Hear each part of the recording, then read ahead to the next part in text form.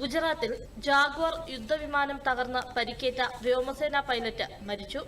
ഒപ്പമുണ്ടായിരുന്ന മറ്റൊരു പൈലറ്റ് ഗുരുതര പരിക്കുകളോടെ ജാംനഗറിലെ ആശുപത്രിയിൽ ചികിത്സയിലാണ്. പരിശീലന ദൌത്യത്തിലായിരുന്ന യുദ്ധവിമാനം ഇന്നലെ രാത്രിയോടെയാണ് തകർന്നു വീണത്. അപകട കാരണം കണ്ടെത്താൻ IAF അന്വേഷണ കോടതിയെ നിയോഗിച്ചു.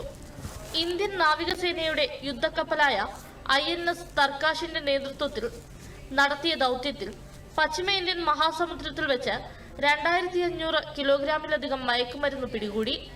സംശയാസ്പദമായി കണ്ടെത്തിയ കപ്പലുകളിൽ നടത്തിയ തിരച്ചിലിലാണ് മയക്കുമരുന്ന് പിടികൂടിയത്. സ്പാം കോൾ ഉൾപ്പെടെ നിയമവിരുദ്ധ പ്രവർത്തനങ്ങളിൽ ഏർപ്പെട്ടിരിക്കുന്നതായി കണ്ടെത്തിയ ഏകദേശം 1 ലക്ഷത്തിലധികം ലാൻഡ് ലൈൻ കണക്ഷനുകൾ ടെലികമ്മ്യൂണിക്കേഷൻ വകുപ്പ് വിച്ഛേദിച്ചു. ഇത്തരം പ്രവണതകൾ തടയാൻ വേഗത്തിൽ നടപടിയെടുക്കുന്നതിന് ടെലികോം സേവനദാതാക്കളോടും ടെലികമ്മ്യൂണിക്കേഷൻ വകുപ്പ് ആവശ്യപ്പെട്ടിട്ടുണ്ട്. മുണ്ടക്കൈ ചൂരൽമല അതിജീവിതർക്കായി കൽപ്പറ്റയിൽ ഒരുക്കുന്ന മാതൃകാ ടൗൺഷിപ്പിലേക്ക് നൽകിയ സമ്മതപത്രങ്ങളുടെ പരിശോധന നാളെ ആരംഭിക്കും.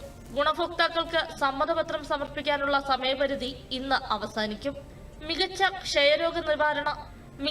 ക്ഷയരോഗ നിവാരണ പ്രവർത്തനങ്ങൾക്കുള്ള ദേശീയ പുരസ്കാരം കേരളത്തിന്.